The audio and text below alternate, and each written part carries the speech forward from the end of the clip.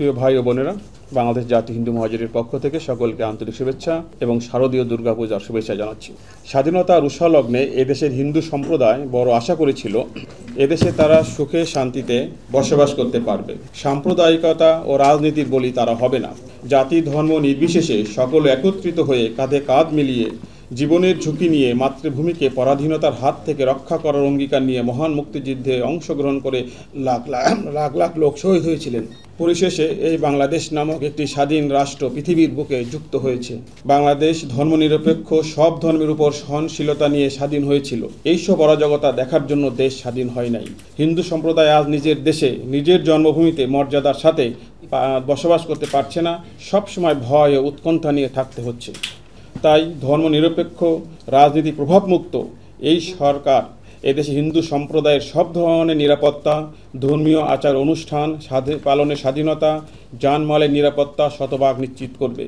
হিন্দু সম্প্রদায়ের কাঙ্ক্ষিত দাবিগুলো মেনে নিয়ে সুন্দরভাবে এই সোনার বাংলাদেশে হিন্দু সম্প্রদায় যেন নির্ভয়ে থাকতে পারে সেই ব্যবস্থা করবে। কিন্তু প্রতিনিয়ত এদেশে ধারাবাহিকভাবে সংখ্যালঘু নির্যাতন হচ্ছে। এতে করে আজ হিন্দু সম্প্রদায় ভীত হয়ে পড়েছে। হিন্দু সম্প্রদায়ের মনোবল ভেঙে গেছে। তারা চরম নিরাপত্তাহীনতায় ভুগছে। দেশে এমন অবস্থা সৃষ্টি হয়েছে যে হিন্দু সম্প্রদায় এখন তাদের বাড়ি, নারী, মন্দির ও জীবনকে ঝুঁকিপূর্ণ মনে করছে। এই কারণে অনেকেই দেশ থেকে বাধ্য হচ্ছে। বিভিন্ন জেলাগুলোতে হিন্দু সম্প্রদায়ের লোকজন বিভিন্ন প্রকার নিরাপত্তাহীনতায় ভুগছে এবং তাদের মন্দির ও প্রতিমা ভাঙচুর করা হচ্ছে। ইতিমধ্যেই কুষ্টিয়া, গাইবান্ধা, গাজীপুর ও নেত্রকোনা বিগত এক সপ্তাহের মধ্যেই এই 4টি জেলায় দুর্গা প্রতিমা ভাঙচুর হয়েছে। প্রশাসনের সদিচ্ছার অভাব রয়েছে বলে আমরা মনে করি। প্রতিটি ঘটনার পরে কয়েকজন গ্রেপ্তার হয়, এরপর আবার জামিন নিয়েই বাদীদের উপর অধিক মাত্রায় অত্যাচার ও চাপ প্রয়োগ করে মামলাটি দীর্ঘসূত্রিতায় পরিণত হয়। কোনো বিচার হয় না। যুক্তরাষ্ট্রের ফেডারেল সংস্থা commission of international religion freedom এর 2025-এর প্রতিবেদনে বলা হয়েছে, ধর্মীয় সংখ্যালঘুদের উপর ক্রমাগত হামলার মধ্য দিয়ে বাংলাদেশে ধর্মীয় স্বাধীনতার পরিস্থিতি অবনতি হচ্ছে। কথিত ধর্ম অবমাননার গুজব ছড়িয়ে সাম্প্রতিককালে দেশের বিভিন্ন স্থানে হিন্দু সম্প্রদায়ের ঘর বাড়ি, মন্দির ভাঙচুর, হিন্দুদের গ্রেপ্তার, লুটপাট সহ বিভিন্ন হামলার শিকার হয়েছে দেশের হিন্দু সম্প্রদায়। এই পরিকল্পিত হামলা দেখে হিন্দুদের মনোবল ভেঙে গেছে। হিন্দুরা নিরাপত্তাহীনতায় ভুগছে।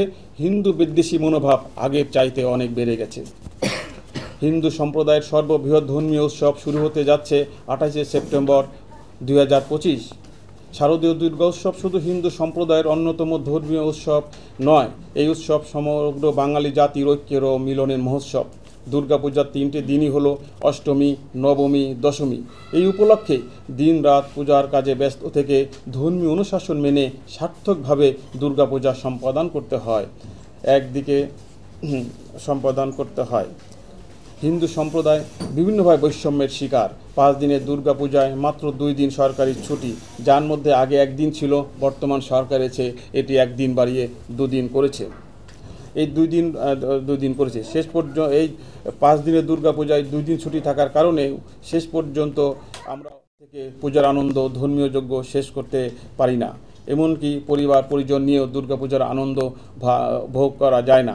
আমরা মাননীয় প্রধান উপদেষ্টাকে অনুরোধ করছি, এবার থেকেই দুর্গাপূজার ছুটি 3 দিন অর্থাৎ অষ্টমী, নবমী এবং দশমী করা হোক।